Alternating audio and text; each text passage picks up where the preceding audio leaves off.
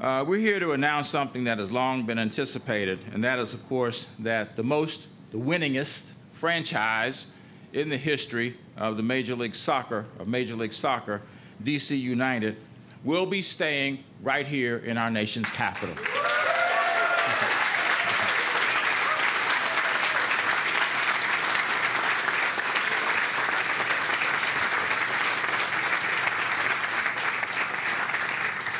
You're going to hear from Jason Levian shortly, and he will talk about it. Just about a year ago, I guess, they took over the operation of the team, and you're going to hear from him about, about some of what we've been working on now for a while.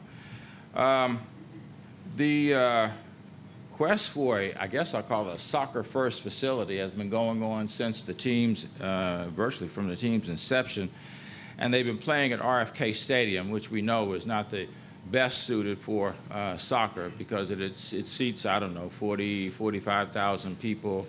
It was redone, right, Alan, back in the days when the Nationals first came here. And almost 10 years ago, that's exactly right. And really was never suited well for soccer. So that has now become a real anachronism. The stadium itself is about 50+ years old at this stage and never would have been suited for the DC United. The United, of course, looked at other places. They looked in Prince George's County. They looked in Baltimore. And, at the time, we were not in a position to be able to do much, and we're delighted that those things didn't work out and that they will be staying here in the city. The United have earned, for those who don't know, they've earned 4 championships, and we look forward to them winning even more once they get into their brand new state-of-the-art facility. But let me say that this isn't just about the DC United and the stadium here in Southwest today. This is one of the more interesting, in my opinion, complicated deals that we've been involved in historically in the District of Columbia. I think that this is a pretty creative plan because we're leveraging the development of this site to stimulate the historic Anacostia business corridor along Martin Luther King Jr. Avenue and Good Hope Road. Many of you know that one of my principal priorities when I came into office was to try to do more on the east end of the city because being able to do things on the east end of the city would lift up all boats. We have the Coast Guard. For those of you who haven't seen it yet, you need to go see it. It is virtually finished. It will open officially at the end of August. It is a beautiful building, 1.2 million square feet on the west side of the St. Elizabeth's campus. In the meantime, with Victor's leadership and working with so many others, we're doing a lot on the east side of the campus, including building a food pavilion that also will be open by the end of August, and working to bring more technology. We've got Smart BIM that will be coming. We've got Sidlum, which will be locating, right, Victor? It's East Coast headquarters on the east side of the campus. And we are about that close from having Microsoft coming to the east side of the campus as well, which will do a lot for the center, if you will, of that area of the east end of the District of Columbia. So we are leveraging opportunities here. And one of those is to build a new Frank Reeves Municipal Center in Ward 8 that will house about 1,000 District of Columbia public employees who now are housed at the Reeves Center. I see Tom Sherwood back there. I was reading an article yesterday, and it was about the opening of the Reeves Center when it was dedicated by then Mayor Barry. And there was an article written in the Post about it, and it was written by a reporter for the Washington Post by the name of Tom Sherwood. So those of you who didn't know that he was a reporter for the Washington Post, he was and did that story. In any event, we're going to be able to accomplish this by swapping the old Reeves Center on U Street for parcels in the stadium site that are currently owned by Ackridge. The Reeves Center certainly has served an incredibly useful purpose, and that is helping to catalyze development in the 14th Street corridor. But it is a building now that is between 25 and 30 years old, and there are many who would look at the design at this stage and consider it, in need of lots of changes, including upgrading the design to be more efficient. But let's be clear, it really has accomplished its goal, and that is being able to reinvigorate the U Street corridor.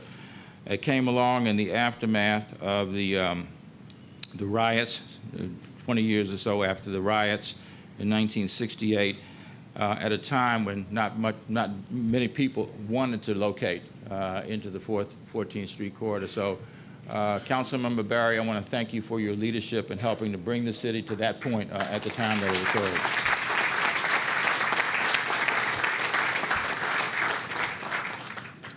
We know that that was a visionary move at the time, and we look at the opportunity now with the success of the Reeves Center as giving us yet another opportunity. When you look at 14th Street, we have new housing, some of which is being developed as we speak, new restaurants, new development. It is a very different 14th Street, and frankly, as somebody who grew up in the District of Columbia, I can reflect back on the times when the 14th Street that is evolving now is not the 14th Street that we knew in those days. What we have, frankly, is an opportunity to open the door to additional residential and retail development in these neighborhoods and to put the property back on the tax rolls. And for those of you who may be concerned about those who are housed there, we are very cognizant of that. Alan and I have had any number of discussions about that, and those who are there will be relocated in more than suitable space. The current Reeves Center was named for a great civil rights attorney, and there is no way that we're going to permit his name to be lost as a part of the history of this city. So we're going to honor that role in two ways. One will be memorializing what has happened at 14th and U Street with the development that has occurred there. And then secondly, building a new Reeves Center. It will be the Frank D. Reeves Center that will be constructed in Ward 8. And we're confident that this will have the same catalytic effect that the Reeves Center has had at 14th and U Street over all these years. It will be in Anacostia, as I mentioned, and we think will be yet another linchpin to revitalizing the Anacostia side of the city. Wards 7 and 8 are home to about 40,000 plus people, and we're continuing to try to work to make happen the same economic opportunities there that happen in other parts of the city. I talked about the pavilion project already at St. E, so I won't mention that again. But in sum, the DC United was acquired by a new ownership group just about a year ago. And Jason Levian has been the moving force, a very dynamic moving force, and has worked with us to be able to get to where we are today. And that is, one, being able to have a new stadium, a plan that will continue to evolve in the months ahead for a new United Stadium, to be able to create new opportunities at 14th and U, and frankly, to be able to have a catalyst for additional opportunities on the east end of the District of Columbia. So there are a couple of people that I want you to hear from. First of all, I've mentioned Jason several times. Again, he's very dynamic. He has been a great partner in working with us to be able to get to this day. So please join me in welcoming the leader of the DC United group, which is probably not the proper term, but it'll suffice in terms of being descriptive, Jason Levian.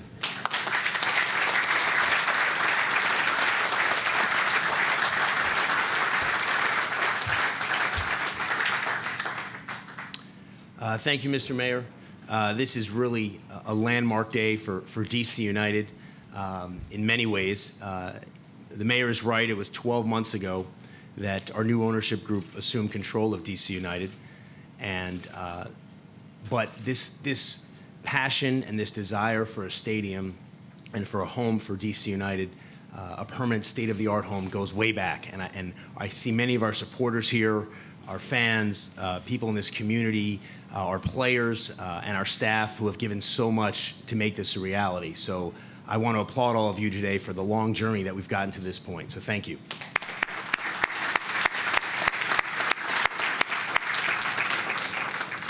I will start off by saying, so after 12 months ago when we assumed control of DC United, within 24 hours, we scheduled a meeting with the mayor and with Alan Liu and Victor Hoskins and his team. And he was very inviting, and it was a very exciting and dynamic meeting because, you know, over the course of that discussion, you could tell the passion, the energy, and the support that we were going to get from the mayor in this endeavor. And that support has been tremendous. It has been unyielding and coming up with a solution for us that made a lot of sense, and we think we've come up with an outstanding solution. So I really want to thank the mayor. I want to thank Alan Liu, because once we knew Alan Liu was engaged in this process and the work that he was going to put forward and all the time he spent on this over the past 12 months, you could tell that we were going to get to this place. So a big thank you to the mayor and to Alan Liu and his entire team.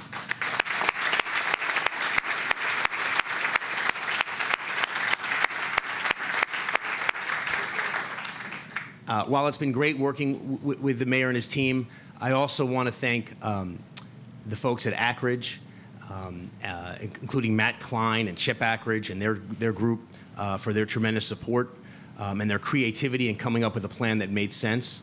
I want to make a special thanks to Tom Graham and the folks at Pepco for their support and their care for this community. I want to thank Mark Ein, who certainly lended a lot of support and is a landowner here and an important part of this process. Getting something like this to fruition, even to this point, is quite an accomplishment, and it took many different people to make it a reality, and we're grateful. I also want to thank our team at DC United, Mike Williamson, our Chief Operating Officer, Mike Schoenbrunn, who's come on board and lended a big hand, Doug Hicks, and certainly our coach, Ben Olson, who's been a big part of this as a player and now as a coach. It's just great to see him here today and the excitement and enthusiasm we have.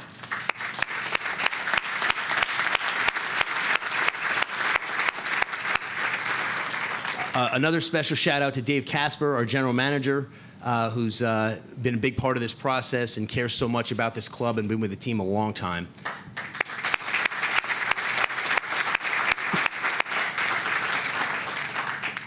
I certainly want to thank our council, who's done much more than just been a council, been a leader in this effort, who's really grinded this to fruition, who deserves the lion's share of the credit for this. David Mintzberg, just been outstanding, and I want to thank David.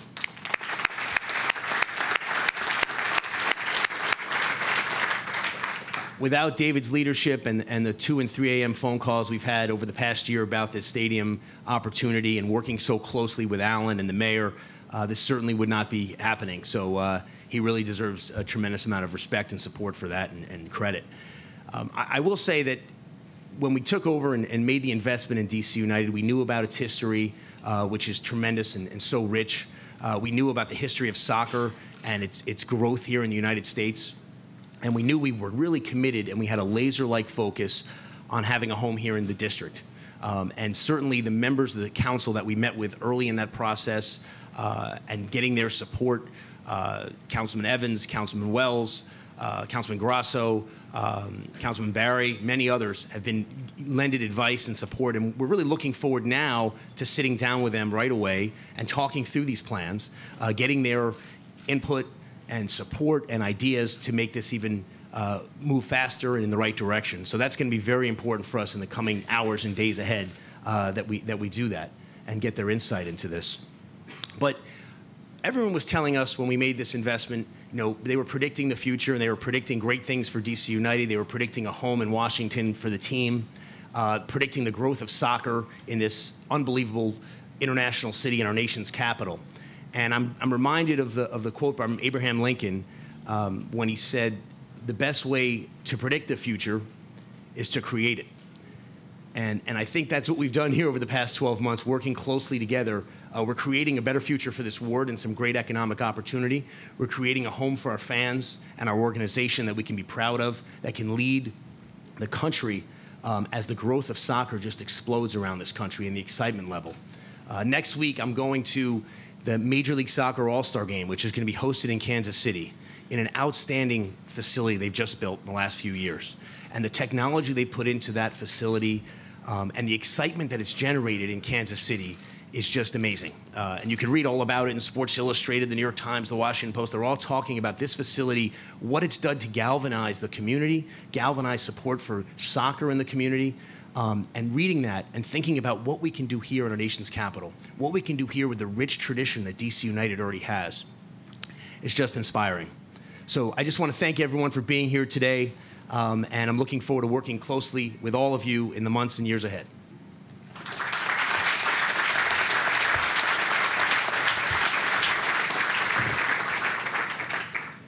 Thank you, Jason. And Jason mentioned some people I want to formally acknowledge. And first of all, the gentleman just got a promotion too, right? Yes, sir. For those of you who don't know, and I don't know what the title is, it's a long title, so I'm not going to mess with it. But he has now moved up to Pepco Holdings. And that is the gentleman who was the president of Pepco, now a vice president of Pepco Holdings, which really is quite a promotion. Tom, I want to congratulate you. Please welcome Tom Graham.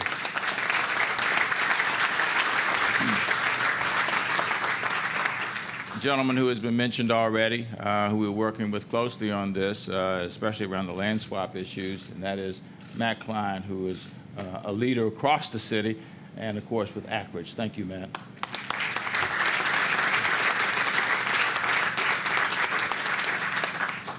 And a man now who owns a sports franchise that has the longest winning streak in the history of professional sports. 34, right, Mark? That's right. 34. They got 34 and then went out and promptly said, okay, we're going to start a new streak after this. And that's the Castles. And if you haven't seen the Castles down on the waterfront, you have missed a treat. Make sure you see them. I'm convinced that they're going to win the championship again this year. And that, of course, is Mark Iron. Thank you, Mark.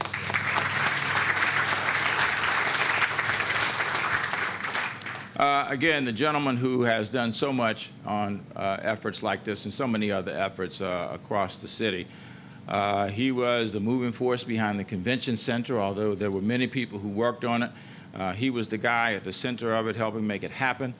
The stadium, our brand new national stadium, he was the moving force behind making sure that it got built, and is a fantastic contribution to the architecture and aesthetics of this area of the city, and has been such an important part of this process as well. Somebody who I work with every day, many hours every day. Please join me in welcoming our city administrator, Alan Liu.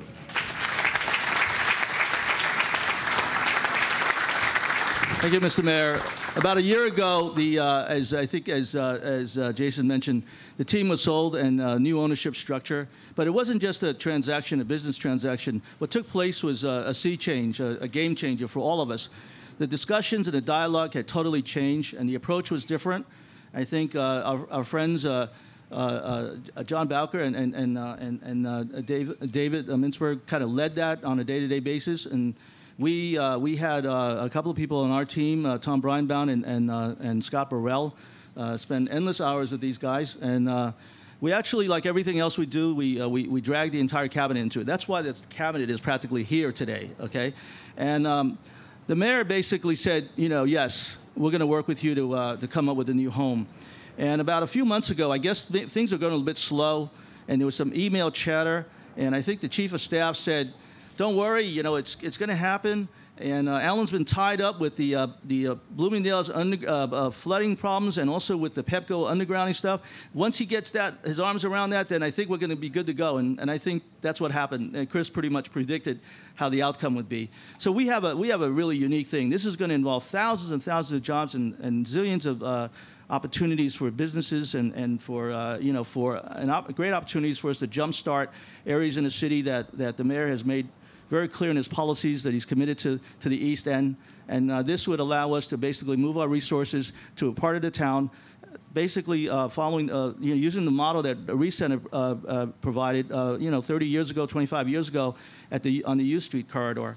And so this isn't just about, as the mayor said, it's not just about a DC United Stadium. It's about economic development. It is about creating jobs, and it's about creating opportunities and leveraging resources. The other thing that that we've been kind of held to is a debt cap. So all of these things that we've been doing have been subject to avoiding the debt cap. And this is another one of those projects, that achieves that. I'd like to just to thank a few other people that may have been missed. There's a couple of guys that are standing outside a tent, Greg Odell and Eric Moses from the Washington Convention and Sports Authority are out there, and I think I saw Bill Hall, a member of the board of directors at the Convention and Sports Authority out there as well. I know that one of our cabinet members was missed that was standing back there, Keith Anderson, the director of the environment, and also a council member that came in late, Anita Bonds. Give Anita a round. Okay. I have to say special thanks to this is not something that people like say Alan did this or whatever. It's a cast of thousands. It's always lots of smart people. So I'd like to acknowledge Chris Dunleavy, Paul Brailsford, Daryl McKissick, Phil Arton, Brian Hanlon, and again Scott Burrell. These guys have been working with us to pull together all this stuff, and it's a huge jigsaw puzzle. The mayor said to me months ago, Alan, there's a lot of moving parts here, and that was a true statement, a lot of moving parts. And but I think the great thing about all this is that it emphasizes that this administration, the team that we have, is an absolutely exceptional team. And Victor Hoskins and Jeff Miller from DemPed, these guys have been working with us closely as well. There are agency directors here, Terry Bellamy and Harry Trigoni, and Steve Claudet, that have been really very much involved with all the stuff that we're doing. We've been meeting with the ANC commissioners. I know it's the beginning of a long journey. Just yesterday, I think we met with Andy Litsky, Roger Moffett, Cal Anderson, and Rhonda Hamilton, and we're discussing issues from transportation, traffic, and all these kind of things that are normally associated with big projects like this. So we're going to work through all these things. I think we have made a commitment to not only our community, but to the DC United team that we will ensure that the solutions that we're going to implement will not in any way impact not the public, the community, and certainly will complement the efforts of the team in terms of creating a new home for its fans and a new home for the team, for the soccer team. Thank you very much.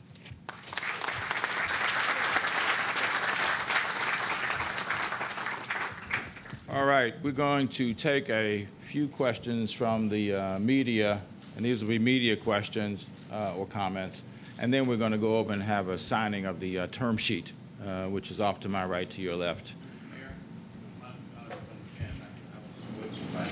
Pardon? Okay, well, we'll deal with those later, Mr. Barry. We're not going to deal with those today. We'll take questions from the media. We'll take questions from the media, Mr. Barry, and we'll have plenty of time to discuss these. Yes, sir.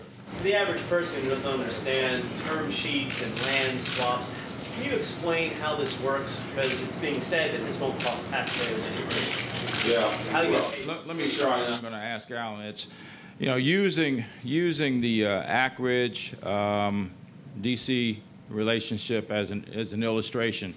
Ackridge owns part of the site.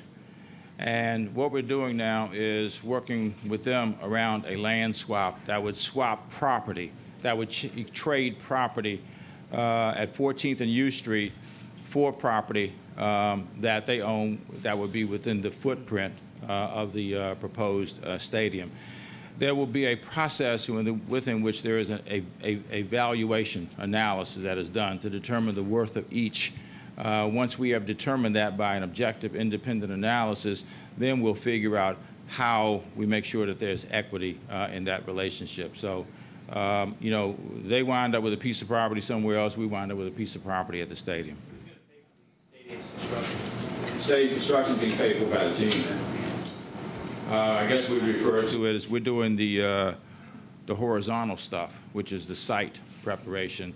and the vertical stuff is being done by the team. Not, by the way, materially different from what was done with the Reeves Center many years ago. That was a model that we looked at as we used this. Over here, Mike, and then Ms. Brazil, and then over there. Mr. Mayor, we understand that Acreage, the terms of the deal are that Acreage will trade for the Reeves Center. So we got two other significant landowners on the site, Mr. Ryan and Pepco. What city properties have been offered to them? What are they considering in return? Those discussions are ongoing, Mike, so I don't want to get into the details because it may turn out you do a story on it, which would be understandable, and then it isn't that. So that's more, I won't say it's premature, but we haven't reached an agreement yet with either one. I think Pepco used the comment that they were in discussions with us, which is true. Can you talk about why Acreage is part of the deal, and why they seem to have been taken care of first in the other two pieces, and they seem to be pieces of land that are just as significant as Acreage's land, but they seem to have to deal the other two landowners down. We probably got to ask the other two landowners why they haven't moved more quickly. That'd be a better question for them to answer than me. Everybody could have moved at the same speed and the same pace as far as we're concerned, but each entity has to make its decision on what works best for it. So I think Pepco and and Mark would be best to answer that. Mr. Ryan about what he's planning to do if he's been moving so slowly. That's not normal. I said he wasn't moving. He wasn't moving with the same alacrity as everybody else. I didn't say he was moving slowly. What he wants. At the microphone so we can put you on TV. This happened. This is not a tennis tournament. And I say that the finals for our league are Sunday at 5 o'clock, and that we have the Eastern Conference Championship tonight at 7, and there's a few tickets left, but not many. Mark, show me your ring. Did you answer? The truth is, we're still very early on in our process here. No pun intended, but don't you have to just love that comment?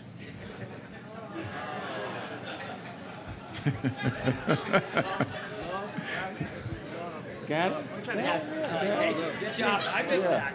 It means for those who are not tennis aficionados, it means zero in tennis. Ms. Brazil.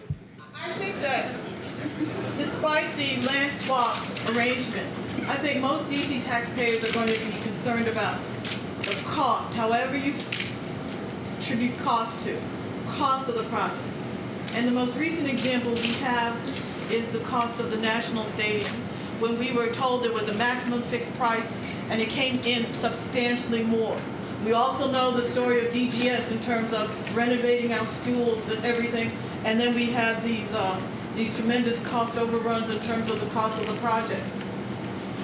What can you say to DC taxpayers when you say that the DC contribution will be $150,000 in terms of land or infrastructure, and that the cost of the total project will be $300 million and no more?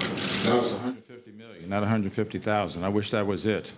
And I'll let Alan and Jason speak to this, but remember, we're not constructing the stadium.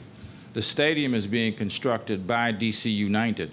And if the stadium costs more at the end of the day, that will be on DC United's nickel, not the taxpayers of the city. And by the way, let me just say one other thing. I don't know about horrific cost overruns with our schools. We've been we have guaranteed maximum price negotiations.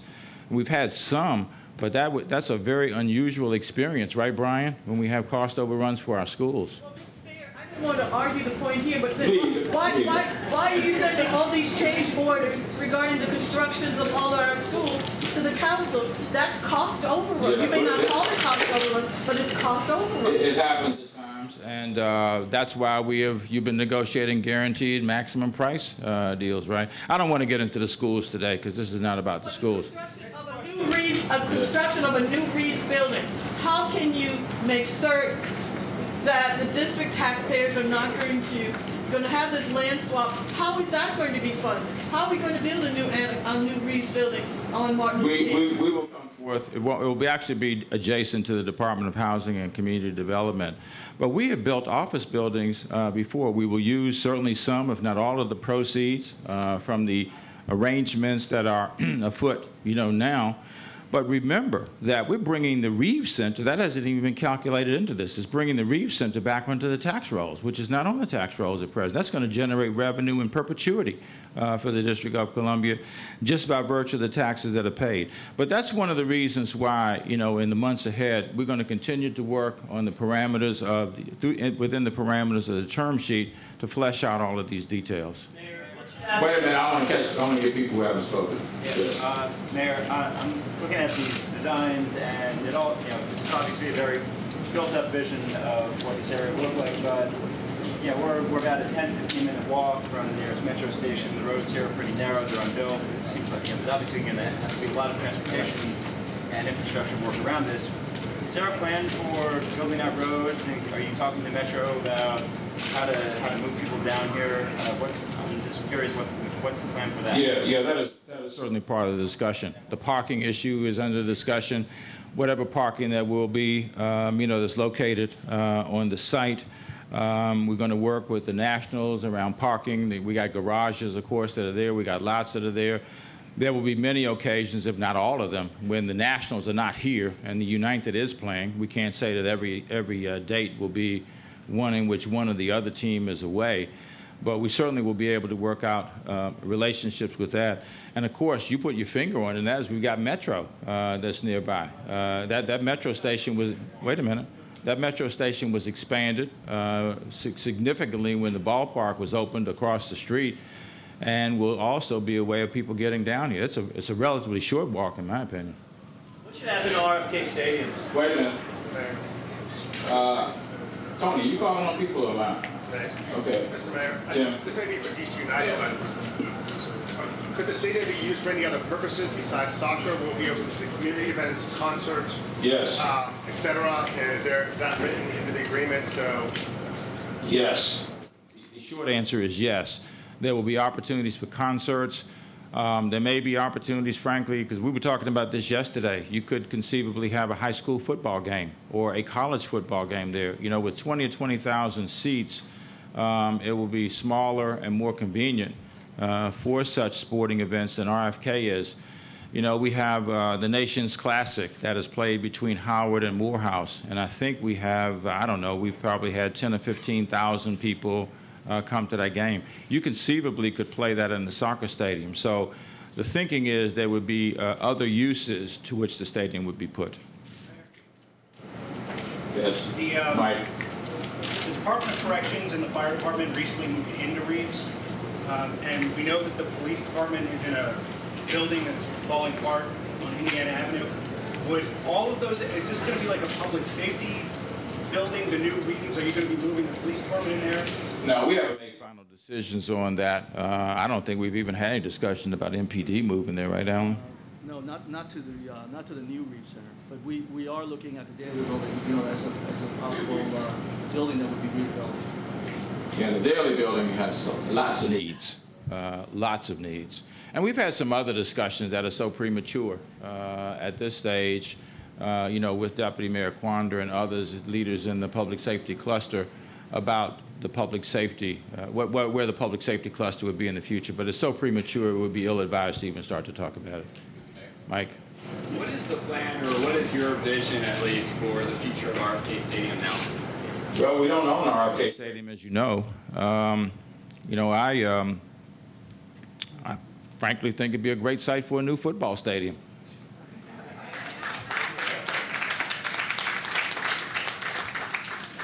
And not just for college games either, Mike. Nor high school or boys club games. Realistically about RFK. Wait a minute. You said one more question? We want to get somebody, we'll be around afterwards. Somebody who hasn't asked a question. Yes. Could you just say a little bit about what will happen to the non-government tenants in the current Reeves building? Particularly those who may have leases. Will Anchorage honor the leases in some way? Yeah, we're going to work work with the current, folks who are there. The government, the government tenants who are in that building.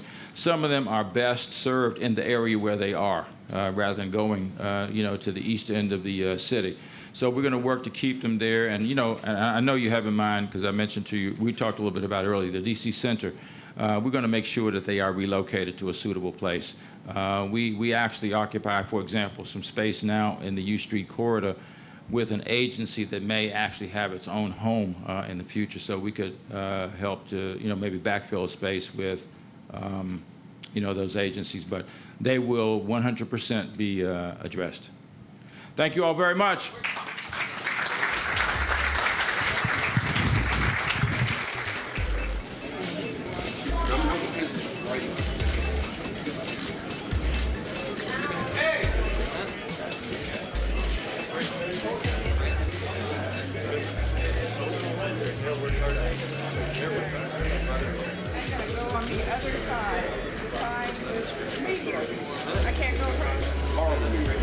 Okay, thank you.